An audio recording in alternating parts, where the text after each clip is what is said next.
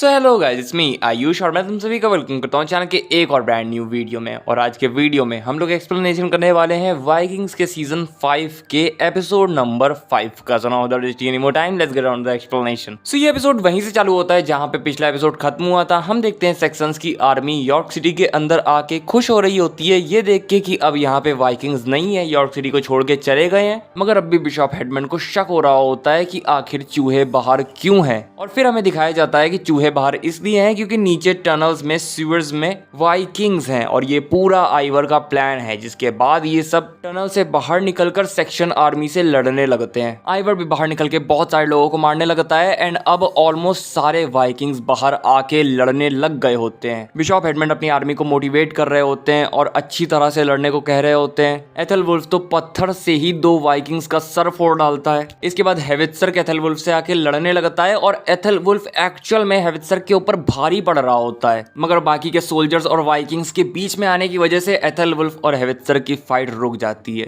फिर एक वाइकिंग एक बहुत बड़ा सा हैमर लेके वहां आके सैक्सन्स को जान से मारने लगता है। एल्फ्रेड अपने आप को उससे बचाने की कोशिश कर रहा होता है कि तभी एथल रेड आके उस बंदे के ऊपर अपनी तलवार से हमला कर देता है, जिसके बाद एल्फ्रेड भी उसे तलवार मार देता है और वो बंदा मर जाता है। फिर सीन बिशप हेमंड के ऊपर जाता है जो कि फाइट करने के साथ साथ अपनी आर्मी को मोटिवेट भी कर रहे होते हैं और आइवर उन्हें देख रहा होता है। तभी बिशप हेमंड अपने घोड़े से गिर जाते हैं, जिसके बाद आइवर वहां के वाइकिंग्स को फाइट करने से रोकता है एंड बिशप हेमंड को अपना खुद का घोड़ा दिलवाता है क्योंकि अब वो बिशप हेमंड में इंटरेस्ट ले रहा होता है। इसके बाद बिशप हेमंड आइवर को थैंक यू कह के घोड़े पे बैठ जाते हैं। फिर सीन शिफ्ट होकर एथेलवुल्फ के ऊपर जाता है जिसके साइड की आर्मी हार रही होती है। तो मैनेल उससे बोलता है कि एथेलवुल्फ अपने बेटों को लेके यहाँ से वापस चला जाए। एथेलवुल्फ के जाने के बाद मैनेल हेवित्सर के सामने आ जाता है, मगर तभी पीछे से एक वाइकिंग मैनेल को मार डालता है। बिशप हेमंड भी हार गए होते हैं, उन्हें पकड़ लिया गया होता है। इसके बाद सीन शिफ्ट होकर बियॉन्ड हेल्फडन, सिनरिक, यूफिमिस और कैसिया के ऊपर जाता है जो कि रेगिस्तान के सहारे जियादत अल्लाह से मिलने जा रहे होते हैं। इसके बाद सीन एथेलवुल्फ पे जाता है जो कि जूडिथ के पास आके उसे बताता है कि वो हार गए हैं एंड फिर एथेलवुल्फ बोलने लगता है कि ये जो सारी चीजें उनके साथ हो रही है ये एक्चुअल में पनिशमेंट है जो कि भगवान उन्हें उनके पापों के लिए दे रहे हैं। इसके बाद सीन वापस से बियॉन्ड हेल्फडन, सिनरिक, यूफिमिस और कैसिया के ऊपर जाता है जो कि अब जियादत अल्लाह के पास आ गए होते हैं। जियादत अल्लाह उनका वेलकम करता है और बियॉन्ड से बोलने लगता है कि उसने बियॉन्ड के बारे में बहुत कुछ सुना है। इसके बाद सीन से फ्लॉकी के ऊपर जाता है जो कि अब वापस कैटागेट आ चुका होता है। फ्लॉकी को देख के कैटागेट के सारे लोग सरप्राइज तो होते ही हैं मगर साथ ही साथ खुश भी होते हैं। फ्लॉकी कैटागेट के थ्रोन रूम में यानी कि ग्रेट हॉल में आता है जहां उसे लगार्था मिलती है।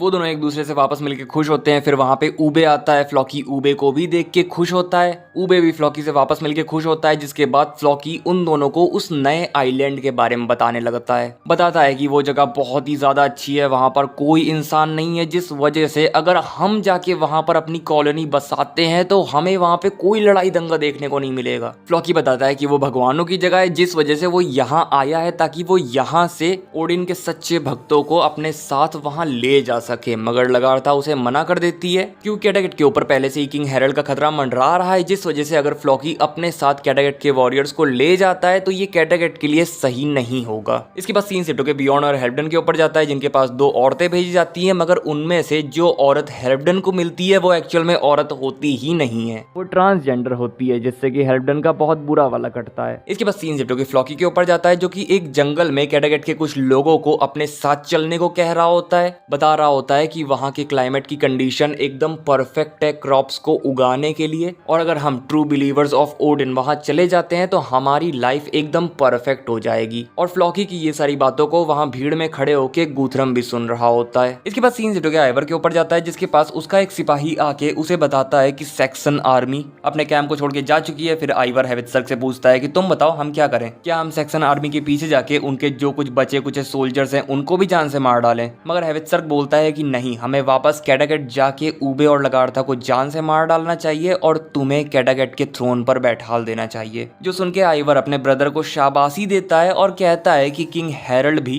कैटागेट के ऊपर अटैक करना चाहते हैं तो हमें कुछ समय के लिए उनके साथ भी अलायंस बना लेनी चाहिए। इसके बाद सीन शिफ्ट होकर बिशप हेगमंड के ऊपर जाता है जिन्हें की आइवर ने बिशप हेगमंड को बंदी बना के रखा होता है और वो अपने गॉड से प्रेयर कर रहे होते हैं और आइवर से कह रहे होते हैं कि इस दुनिया में बस एक ही गॉड है। मगर आइवर कहता है कि नहीं, मैं बाकी के गॉड्स को भी जानता हूँ और यहाँ पे बिशप हेगमंड आइवर से बिल्कुल भी डर नहीं रहे होते हैं। और फिर आइवर उन्हें बताता है कि वो उन्हें अपने साथ ले जा रहा है। इसके बाद सीन शिफ्ट होकर बियॉन्ड हेल्फडन और सिनरिक के ऊपर जाता है, जिन्हें की मालूम पड़ता है कि यूफिमीज गायब हो गया है और जिन बंदों को यूफिमीज के ऊपर नजर रखने को कहा गया था उन बंदों को जियादत जान से मरवा देता है, क्योंकि उन बंदों ने सही से नजर नहीं रखी यूफिमीज पे और यूफिमीज भाग गया। और फिर जियादत अपने बाकी के सोल्जर्स को यूफिमीज को ढूंढने को कह देता है। इसके बाद सीन शिफ्ट होकर फ्लॉकी के ऊपर जाता है, जिसके पास ऊबे आता है और सिंस फ्लॉकी आइवर की बहुत केयर करता है तो ऊबे फ्लॉकी को बताता है कि आइवर और हेवित्सर्ग अब उसके दुश्मन है। और फ्लॉकी कहता है कि चिंता मत करो, मैं तुम दोनों में से किसी एक को चूज ही नहीं करूंगा, क्योंकि मैं यहाँ पर रहूंगा ही नहीं, मैं तो उस आइलैंड पे चला जाऊंगा। इसके बाद सीन शिफ्ट होता है और हम देखते हैं कि जियादत के सोल्जर्स ने यूफिमीज को ढूंढ लिया होता है और उसे जान से मार डाला होता है और अब जियादत के शेफ यूफिमीज की बॉडी को पकाने वाले होते हैं। इसके बाद सीन शिफ्ट होता है, जियादत एक दावत रखता है क्योंकि अब उसने बियॉन्ड के साथ वेपन्स की, स्लेव्स की और खाने पीने की चीजों की ट्रेड डील कर ली होती है और इस दावत में जियादत यूफिमीज की बॉडी से बने हुए खाने को सर्व करता है। बियॉन्ड, हेल्फडन और सिंड्रिक को पहले तो मालूम नहीं रहता कि ये यूफिमीज की बॉडी है, जिस वजह से वो उसे खाते हैं, उन्हें स्वाद अच्छा लगता है। मगर फिर वो जियादत को कैसिया से बात करते हुए सुनते हैं, जहां जियादत कैसिया से कह रहा होता है कि उसने वैसा ही किया जैसा कैसिया ने उसे करने को कहा था और अब हम सब यूफिमीज की बॉडी को खा रहे हैं। जिसे सुनने के बाद सिंड्रिक अपने मुंह से उस खाने को उगल देता है एंड फिर जियादत बताता है कि उसने ऐसा इसलिए किया क्योंकि यूफिमीज उसे डबल क्रॉस कर रहा था, वो एम्परर के साथ मिल गया था, जिस वजह से जियादत ने यूफिमीज को मार डाला। एंड इसके बाद जियादत बताता है कि अब उसे एक पपेट रूलर की जरूरत नहीं है, क्योंकि अब वो खुद सिसली को कैप्चर करेगा। एंड इसके बाद सिंड्रिक, हेल्फडन और बियॉन्ड समझ जाते हैं कि भैया कैसिया और जियादत बहुत खतरनाक है। इसके बाद सीन शिफ्ट होकर फ्लॉकी के ऊपर जाता है, जिसने सीक्रेटली कुछ बंदों को अपने पास बुलाया होता है और ये जो बंदे होते हैं ये सब फ्लॉकी के साथ उस आइलैंड पे जाने के लिए तैयार हो गए होते हैं। फ्लॉकी उन सब में से 4 लोगों को लीडर बनाता है और उनके ऊपर काम सौंपता है कि उन लोगों को सारी प्रेपरेशंस करनी है यहाँ से निकलने की और हर चीज शांति से होनी चाहिए, किसी को भी मालूम नहीं चलना चाहिए कि वो लोग यहाँ से जाने का प्लान कर रहे हैं। उन 4 लीडर्स का नाम होता है ईवनिड,